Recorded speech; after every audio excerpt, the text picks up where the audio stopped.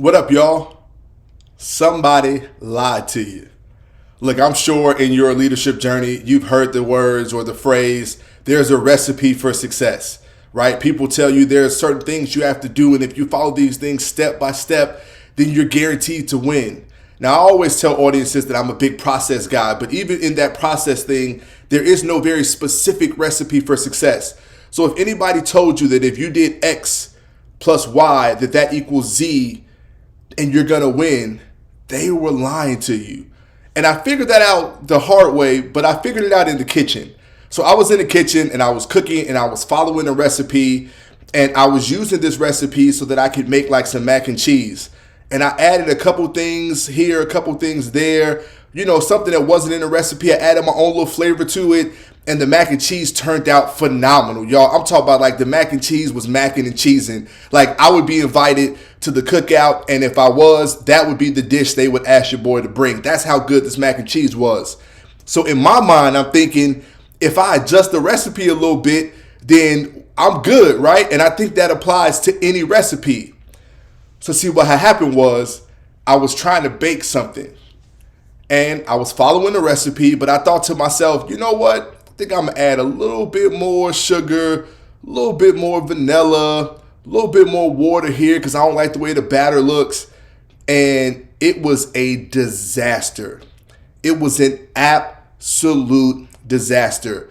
When that pie and that cake came out the oven, it was disgusting. It didn't look anything like the pictures. I didn't come up with the right product. I mean, I was frustrated. I was like, why is this not working? Why did I not get the same results? And then I'll call someone who cooks, and they're in the kitchen all the time.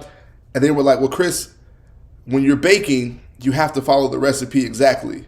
When you're cooking, you can freestyle a little bit. Say that one more time. When you're baking, you have to follow the recipe exactly. When you're cooking, you can freestyle a little bit.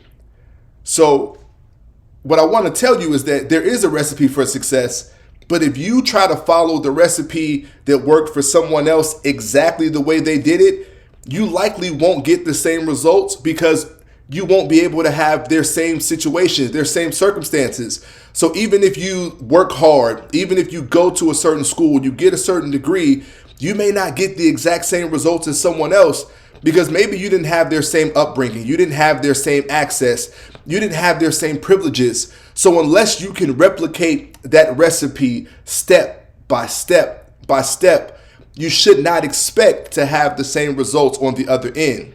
However, when we start cooking, when we start operating in our dopeness, when we start operating in who we are and we add our own flavor to the right recipe, and we're not trying to get someone's exact results, but we're trying to get the results that are meant for us, that's when we come out to be the best version of ourselves. That's when we really start to get invited to bring that special dish, because you can take what someone has done and add your own flavor to it, and now you make the dish uniquely yours.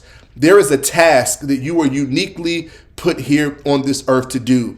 And yes, there are some things that will make you successful. There are some habits that will always put you in a position to win.